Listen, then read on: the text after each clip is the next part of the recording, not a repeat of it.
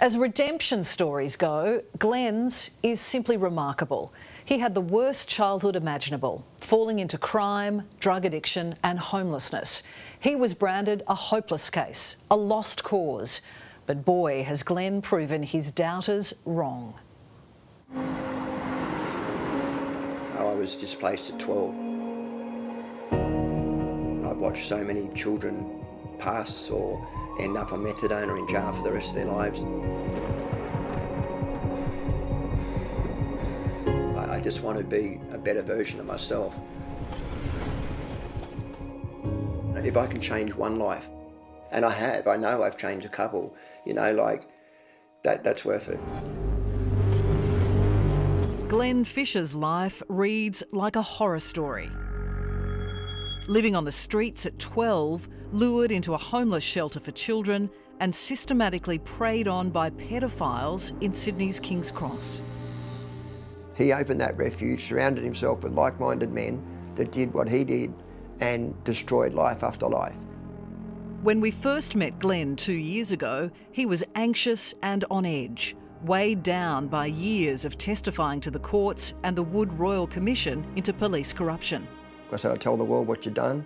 You told me I was a junkie, a heroin addict, I'd be dead by 21. But Glenn is well and truly alive, making good on a promise to himself to rebuild his life.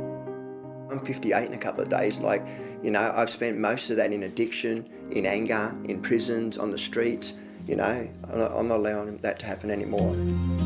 The weight of his trauma started to lift when Glenn helped take down 3 of his abusers, seeing them convicted and behind bars. I refuse to sit in my past. I've always had a good heart, but I've just never been able to exhibit that because I've always been so friggin' bitter about everything going on. And what was it that clicked? I was at the train station at Central about 11:45 at night, and as I saw these people that were homeless, and I only had $70, and I thought, you know what, I'm going to spend this $70 and go and buy people something to eat. So I did. But where it changes for me is I started to learn gratitude. Glenn turned his pain into purpose, giving others the leg up he never had. So helping others helps you? Absolutely. And it's an old saying in NA and AA is the best therapeutic value for an addict is another addict. And it's also we only keep what we've got by giving it away. And that rings true for me. He's become a solo saviour, loading up his backpack with life's essentials, mostly donated by his supporters on TikTok. Shampoo and conditioner. And then this is toothbrushes and toothpaste.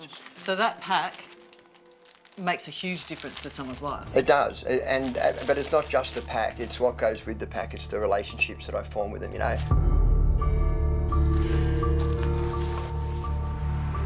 Glenn travels over an hour by train from his home in the Blue Mountains to Sydney twice a week. Walking the same streets that haunted him for so long.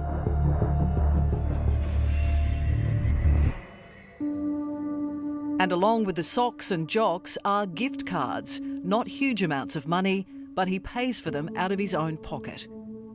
I'm learning as I go still, even though I grew up on the street, it's still a learning process, you know, how to interact.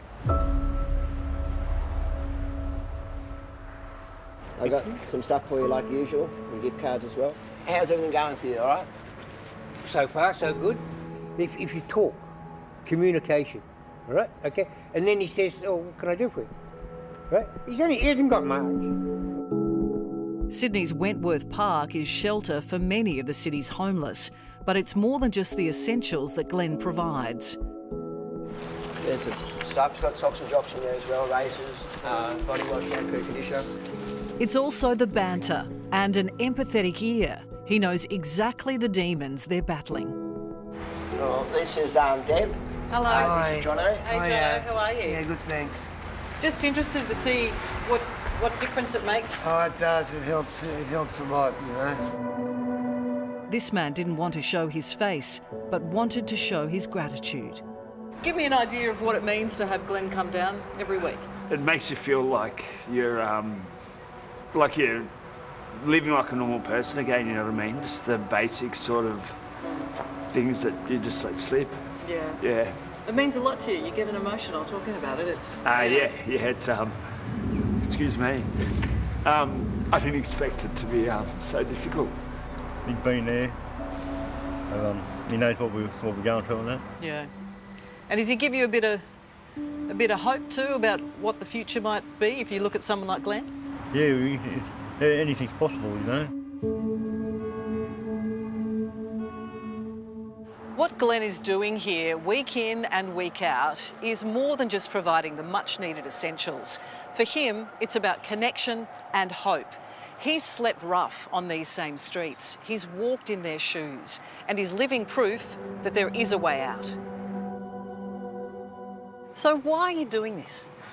I grew up on the streets, man, and a lot of people used to walk past and say really horrible things to me. You know, like, get a job, you bum, or go home to your mum. And that wasn't an option for me, you know. I dropped 13 times on the street. I should have died. And I keep thinking to myself, all my friends that did die, you know, I want to honour them.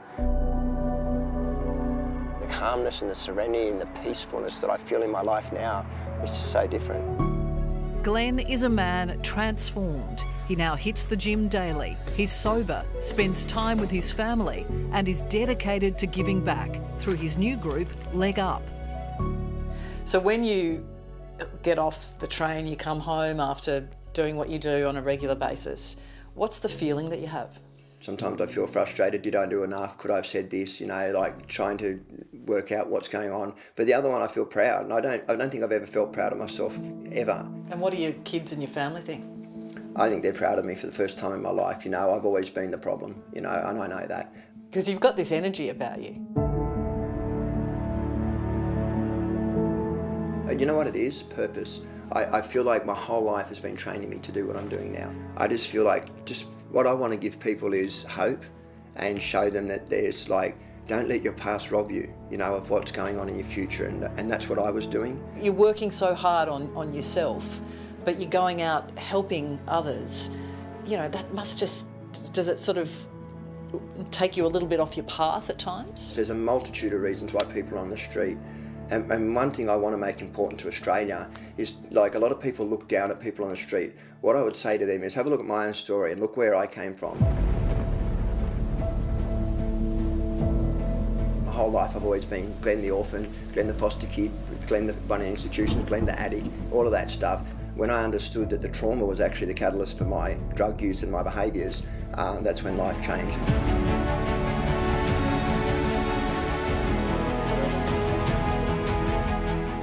And for the abusers who took so much of your life, what sweet revenge this must be. Yeah, showing them that they didn't break me, yes. You know, that is, and that goes to all of them, and there was a lot.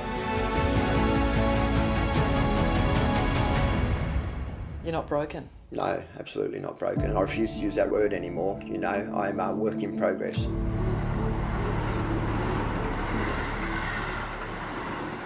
And a wonderful work in progress too. His good heart shines through. Glenn is an inspirational man with an inspirational story.